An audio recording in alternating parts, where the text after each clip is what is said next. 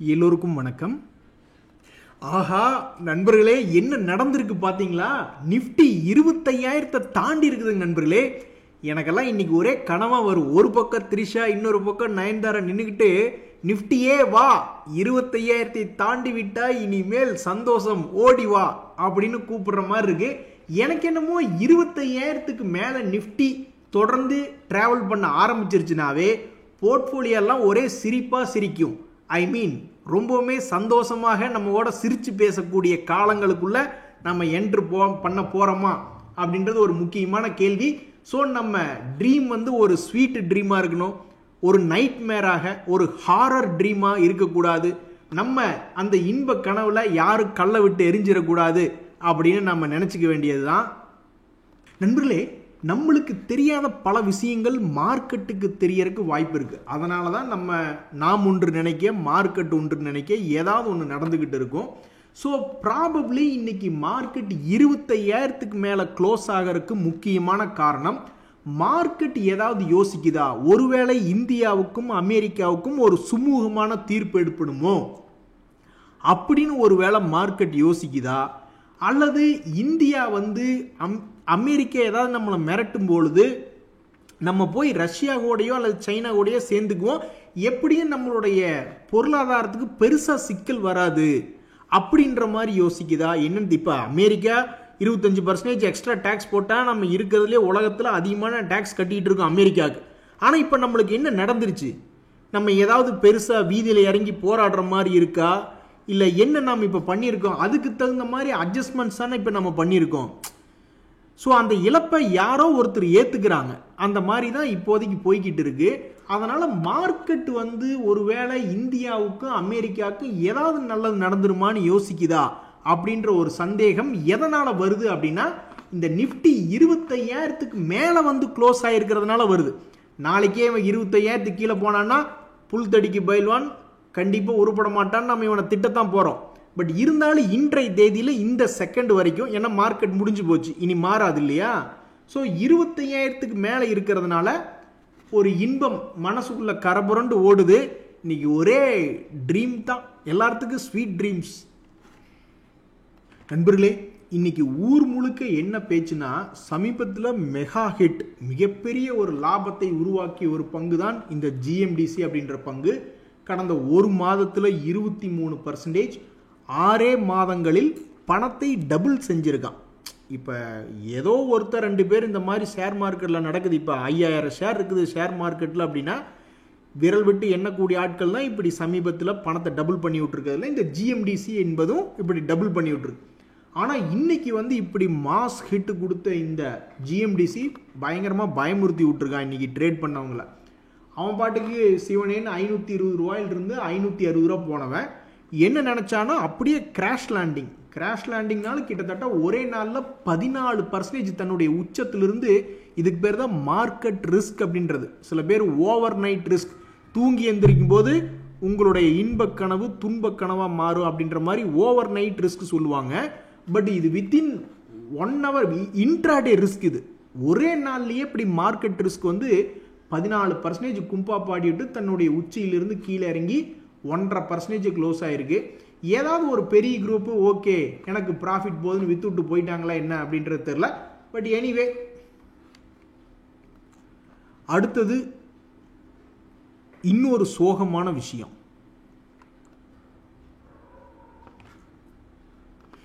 என்ன ஒரு மோசமான துரதிர்ஷ்டம் அப்படின்ற மாதிரி, தீபாவளி, அதாவது ஒரு வருஷத்துக்கு ஒரு செலிப்ரேஷன் நல்லா ஜாலியாக இருக்குன்னா தீபாவளி தான். அந்த தீபாவளியை நல்லா செலிப்ரேட் பண்ணணும் அப்படின்னு இந்த ஏஞ்சல் ஒன் மூலியமாக ஏதாவது ஒரு ஏஞ்சல் மாதிரி ஏதாவது லக் அடிக்குமான்னு பார்த்தாக்கா அது 2 நாளில் 5% கும்பா பாடி விட்டது. இதனால் தீபாவளி ஷாப்பிங்காக போட்ட பிளான் கும்பா ஆயிடுச்சு அப்படின்ற மாதிரி நம்ம நண்பர் பதிவு போட்டிருக்காப்புல. அது சமீப காலமாகவே கொஞ்சம் வீழ்ச்சியிலே இருக்கக்கூடிய பங்கு தான். இப்போ சமீபத்தில் லேசாக பிக்கப் ஆயிருக்கான். சில ஒரு 2-3 மந்த்ஸுக்கு முன்னாடி என்ன லோ இருந்ததோ அந்த லோவில் விழுந்த பிறகு ஒரு 2-3 நாள் ஏறி இருக்கான். ஆனால் இவர் கரெக்டாக உள்ள இறங்கின அடுத்த நாளே இப்படி 5% என்பது இறங்கி இருக்கிறது.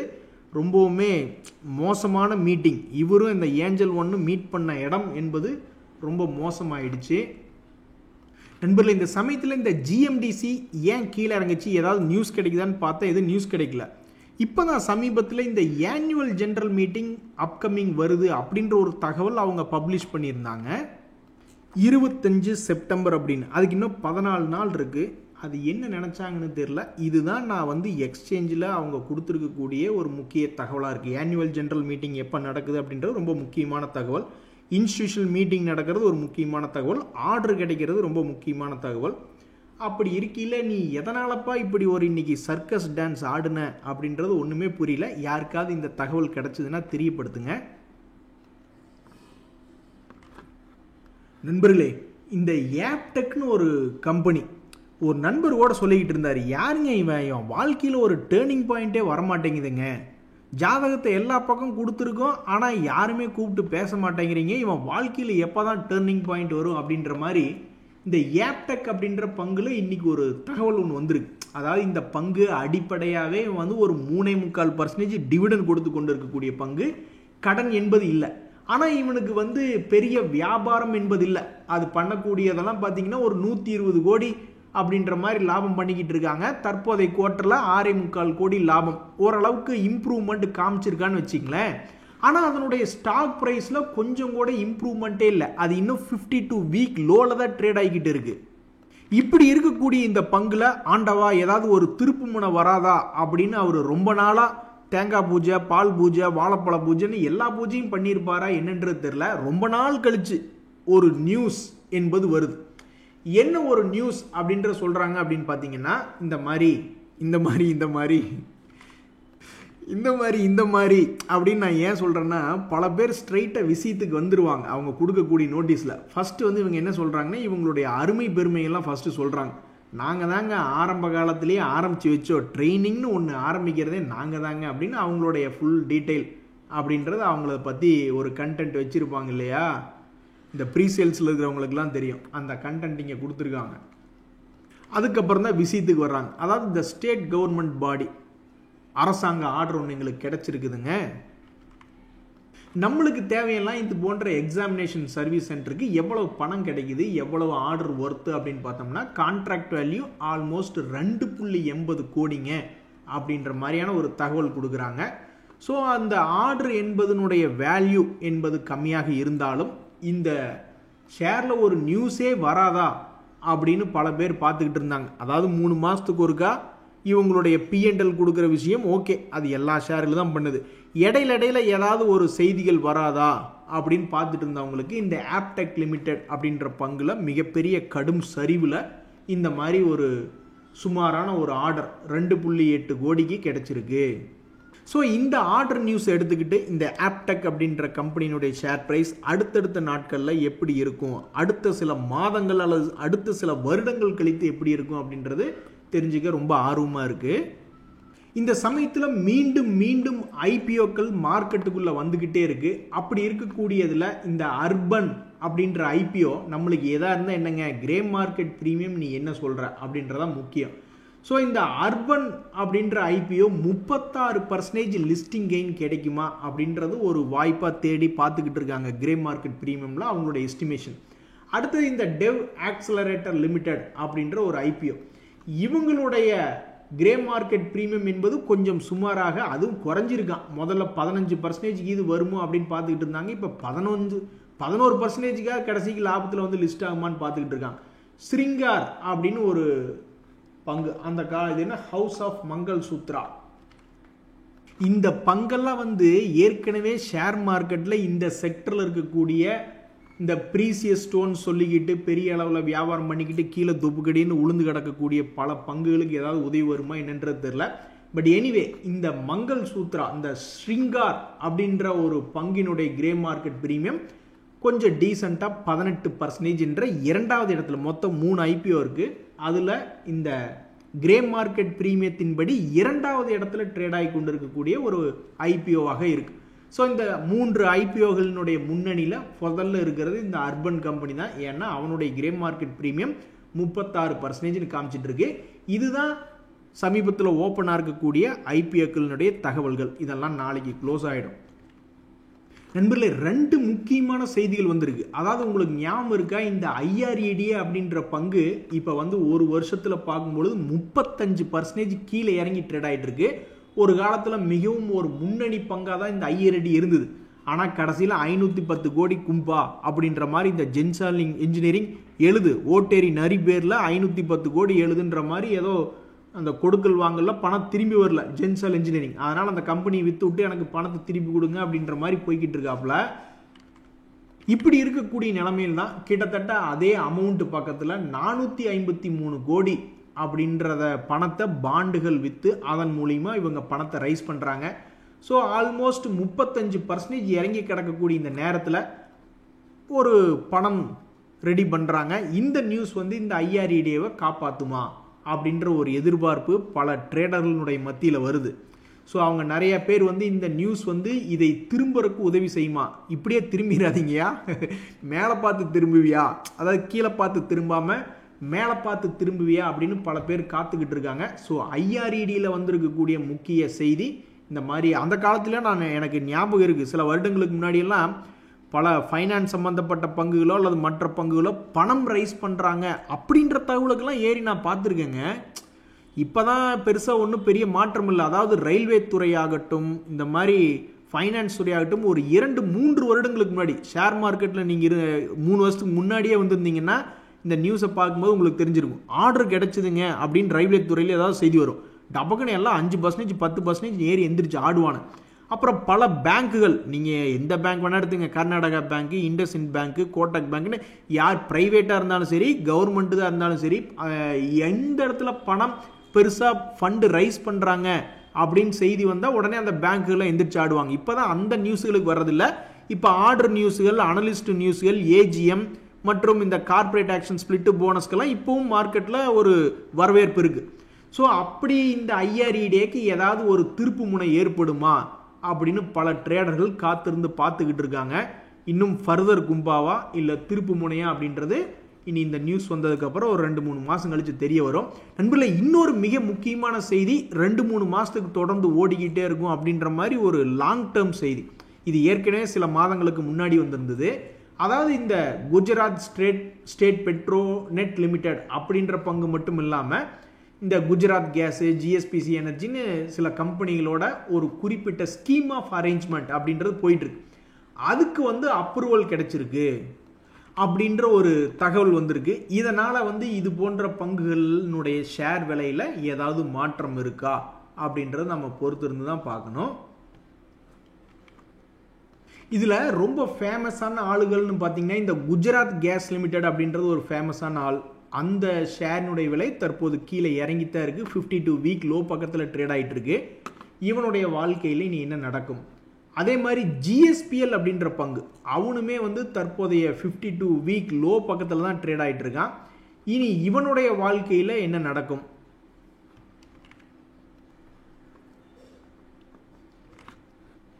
இதே மாதிரி தான் டாடா மோட்டார்ஸ்லையும் அந்த பிரிச்சு விடுற ஒரு பிஸ்னஸை 2ஆக பிரிச்சு விடுற பிஸ்னஸ் சம்மந்தப்பட்ட தகவல், பெரிய தகவல் இருக்குது. ஆனால் அது எப்போ மெட்டீரியலைஸ் ஆகி என்னன்னே ஒன்றும் புரியாமல் இருக்குது. இந்த சமயத்தில் டாட்டாவினுடைய டாடா கேபிட்டல் IPO அக்டோபர் மாதத்தில் வரலாமா அப்படின்ற ஒரு இது இருக்குது. பொதுவாக பெரிய IPOக்கள் வரும்பொழுது மார்க்கெட் கொஞ்சம் ஸ்லோ ஆகிடும். ஏன்னா பெரிய IPOக்கு அப்ளை பண்ணுறதுக்கு பணம் இருக்காதுன்னு நிறைய பேர் சில ஷேர்லாம் விற்று ரெடி பண்ணி வச்சுக்கிட்டு இருப்பாங்க. ஸோ பெரிய IPO என்பது அக்டோபர் மாதத்தில் வருது. அதுக்குள்ளே 25,000 ஒரு 500 பாயிண்ட் குடு நிஃப்டி மேலே ஏறி நம்மளுக்கு மகிழ்ச்சியை கொடுத்துட்டா ரொம்ப சந்தோஷம். அதே மாதிரி இந்த பதஞ்சலி ஃபுட்ஸ் பார்த்தீங்களா, அது போனஸ் இஷ்யூ கொடுத்ததுனால நேற்று 1802 ரூபாயில் ட்ரேட் ஆகிட்டு இருந்தது. இன்னைக்கு வந்து 598 ரூபாய்னு ட்ரேட் ஆகிட்டு இருக்கு. எதனால்? அவங்க கொடுத்துருக்கக்கூடிய அந்த போனஸ் ரேஷியோக்கு மார்க்கெட்டில் இன்னைக்கு ப்ரைஸ் அட்ஜஸ்ட் என்பது ஆயிடுச்சு. ஜூபிட்டர் வேகன்ஸ் அப்படின்றதுல ஒரு ஆர்டர் ரிலேட்டடான தகவல், லெட்டர் ஆஃப் அக்செப்டன்ஸ் ரிலேட்டடான ஒரு தகவல் அப்படின்றது வந்திருந்தது.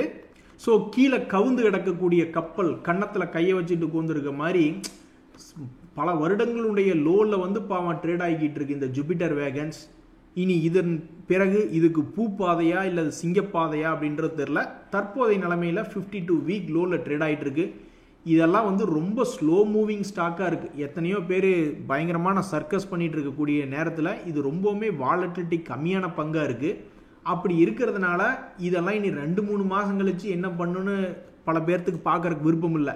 இனி இதெல்லாம் 1 வருஷம் கழிச்சு எங்களை தட்டி எழுப்பி விடுங்க, அப்புறம் நாங்கள் பார்த்துக்கிற எதாக இருந்தாலும் அப்படின்ற மாதிரி சில பேர் நினச்சிக்கிட்டு இருக்காங்க. ஏன்னா இதனுடைய வாலட்டிலிட்டி என்பது ரொம்ப கம்மியாக இருக்குது. இங்கே பார்த்தீங்களா வேடிக்கையை, எப்போவுமே நிறைய அனலிஸ்ட்டுக இன்ஸ்டிடியூஷனல் ஃபண்ட்ஸ் எல்லாம் போய் ஒரு கம்பெனியை பற்றி டிஸ்கஸ் பண்ணும் பொழுது சில மியூச்சுவல் ஃபண்டுகள் போகும். ஆனால் இப்போ ஆதித்யா பிர்லா சன் லைஃப் ஏஎம்சிக்கே வந்து ஒரு இன்வெஸ்டர் மீட்டிங்ஸ் அப்படின்னு வருது. ஸோ இந்த ஆதித்யா பிர்லா சன் லைஃப் ஏஎம்சியில் போய் இன்வெஸ்டர்ஸ் தற்போதைய நிலைமையில் யார் இருக்காங்க அப்படின்னு பார்த்தா அவங்களுடைய ப்ரொமோட்டர்கள் இருக்காங்க. சரி, ஓகே. இந்த ப்ரொமோட்டர்கள் போக எஃப்ஐஸ் பெரிய பெரிய இன்ஸ்டிடியூஷனல் இன்வெஸ்டர்ஸ் எல்லாம் யார் இருக்காங்க அப்படின்ற மாதிரி பார்க்கும் பொழுது எல்ஐசி எல்லாம் இருக்குது. ஸோ இந்த சமயத்தில் இவங்க யாரு கூட போய் இவங்களோட டிஸ்கஸ் பண்ணுறாங்க அப்படின்னு பார்க்கும் பொழுது ஜேபி மார்கன் இந்தியா அப்படின்னு ஒரு கான்ஃபரன்ஸ், அங்கே போய் பல குரூப் மீட்டிங்கில் பல இன்வெஸ்டர்கள் அனலிஸ்ட்கள் மீட் பண்ணுவாங்க.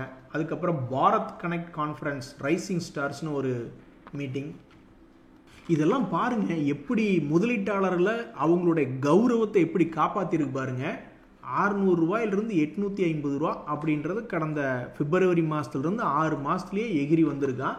தன்னுடைய வாழ்நாளில் ஒரு 5 வருஷ பீரியடில் நம்ம எடுத்து பார்த்தோம்னா மிகப்பெரிய வீழ்ச்சி அடைஞ்சு வெறும் 300 ரூபாயில் ட்ரேட் ஆகிட்டு இருந்தவன் 900 ரூபாய்னு வந்திருக்கான். அந்த அவனுடைய மியூச்சுவல் ஃபண்டில் போட்டால் கூட இப்படி 3 மடங்கு லாபம் வந்திருக்காதுன்னு நான் நினைக்கிறேன். ஆஹா நண்பர்களே, இனி பேங்க்குகளை பற்றி நியூஸ்கள் வர ஆரம்பிச்சிடும். அதாவது ஃபெடரல் பேங்க் இதே மாதிரி இன்வெஸ்டர் மீட்டிங் எல்லாம் சொல்கிறாங்கன்னு வச்சிங்களேன். பட் இந்த மாதம் முடியறதுக்கு இன்னொரு 18 நாள் இருக்குது. 18 நாள் முடிஞ்சுனுமே பேங்க்குகள் அவங்களுடைய பிஸ்னஸ் அப்டேட்டை வரிசையாக கொடுக்க ஆரம்பிச்சிருவாங்க. ஸோ இந்த ஃபெடரல் பேங்க் தற்போதைக்கு ஏற்கனவே ஒரு முறை 2 days மூவிங் ஆவரேஜ்லேருந்து ஜம்ப் அடித்தவன் தான். இந்த முறை என்ன பண்ண போகிறான் அப்படின்றது தெரியல. ஸோ அடுத்து வரக்கூடிய விளையாட்டில் இந்த கர்நாடகா பேங்க் போன்ற ஷேர்கள், இன்னும் எத்தனையோ பேங்க் ஷேர்கள் இருக்குது. அந்த பேங்க் ஷேர்கள்லாம் தன்னுடைய வீழ்ச்சியை விட்டு ஒரு இந்த வருஷத்தினுடைய ஹை வருமா அல்லது போன வருஷத்தினுடைய ஹை வருமானு தான் நிறைய பேர் பார்த்துட்டு இருக்காங்க. இதுக்கு மேலேயும் கீழே குமிஞ்சு 2-3 வருஷத்துக்கு முன்னாடி லோ போகுமான்லாம் இங்கே யாரும் அதிகமாக பார்க்கல. ஏன்னா சேகர் செத்துருவான் அப்படின்ற மொமெண்ட் ஏற்கனவே நீ 2 வருஷமாக ஏறல. இதுக்கப்புறமும் மறுபடியும் நீ வந்து கீழே குமிஞ்சு பார்த்து இன்னுமே கீழே போனீங்கன்னா சத்தியமாக எங்களால் தாங்க முடியாது.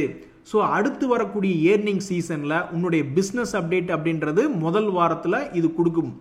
அதாவது இப்போ நம்ம செப்டம்பரில் இருக்கோம் இல்லைங்களா, அக்டோபர் முதல் வாரத்தில் இவங்களுடைய பிஸ்னஸ் அப்டேட் கொடுக்கும் பொழுது பழைய ஹைகீது ஏதாவது வருமா அல்லது ஆக்சுவல் அவங்களுடைய Q2 ரிசல்ட் கொடுக்கும்போது ஏதாவது நடக்குமா, ஏதாவது இன்னொன்று வருமானு தெரில. இது வந்து வேற ஒரு டிராயிங் மாதிரி வந்துடுச்சு. எனிவே, ஸோ கர்நாடகா பேங்க் போன்ற பல்வேறு பேங்க்குகளில் இனி அடுத்தடுத்து நியூஸ்கள் வரப்போகுது. அது எப்படி கீழே விழுந்து கிடக்கக்கூடிய பல பேங்க்குகளை காப்பாற்றும், ஷேர் ஹோல்டர்ஸை காப்பாற்றும். ரொம்பவுமே நொந்து போய்க்கு வந்திருக்காங்க. 2 வருஷமாக இறங்கி கிடக்குங்க.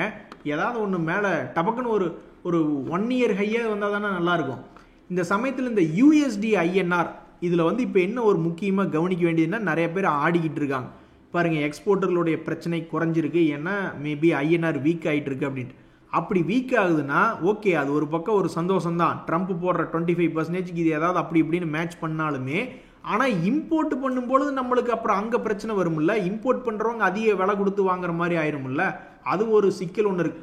ஆக மொத்தம் இப்போ நம்ம ட்ரம்ப் இவன் தாங்க நம்மளுக்கு எதிரி அப்படின்ற மாதிரி ட்ரம்ப் அவர்கள் மறுபடியும் நேற்று ஏதோ ஒரு புதுசாக ட்ரம்ப் அவர்களுடைய ஆளுகள் குரூப்புகள், இப்போ ட்ரம்ப் எல்லாம் ஸ்ட்ரைட்டாக நம்மளை பற்றி பேசுறது இல்லை, ஆளுகளை விட்டு அடிக்கடி பேச விட்டுக்கிட்டு இருக்காரு. அதில் நவாரான ஒரு ஆள் ரொம்பவுமே பேசிக்கிட்டு இருக்காப்புல.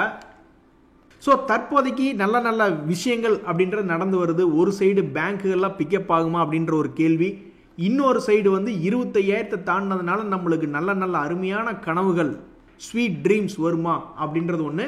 நன்றி, வணக்கம்.